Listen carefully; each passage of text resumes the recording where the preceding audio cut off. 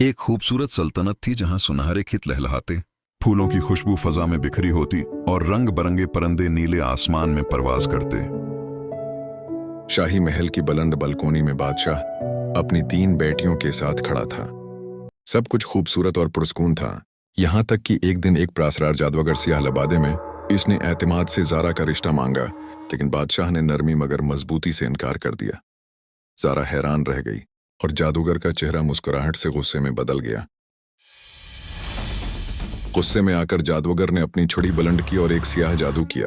एक तारिक लहर ने पूरी सल्तनत को अपनी लपेट में ले लिया। लोग, परिंदे, इमारतें सब पत्थर में तब्दील हो गए। बादशाह और उसकी बेटियां बेबसी से सब कुछ देखती रह गईं। इस रात ज़ारा ने एक ख्वाब देखा जिसमें एक चमकती हुई औरत सफेद लिबास में नमूदार हुई और उसे बताया कि जंगल में एक चांदी का खंजर है जो एक कुएं को मार सकता है जिसमें जादूगर की जान छिपी है। ज़ारा की आंख खुली और उसके चेहरे पर इज़्म नमाया था। ज़ारा लंबा चोगा पहनकर किले से पैदल रवाना हुई। उसने दरिया उबूर किए, पहाड़ चढ़े और घने अंधेरे जंगलों से गुजरी।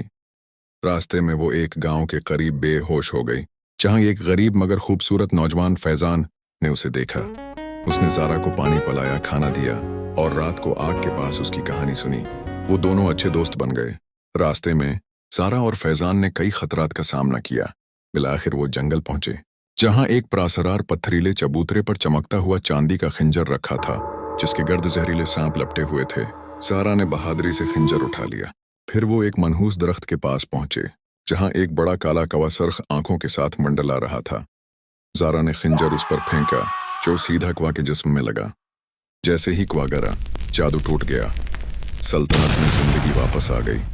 पत्थरों की मूर्तियां टूटकर जिंदा। बादशाह ने ज़ारा को गले लगाकर मुबारक दी।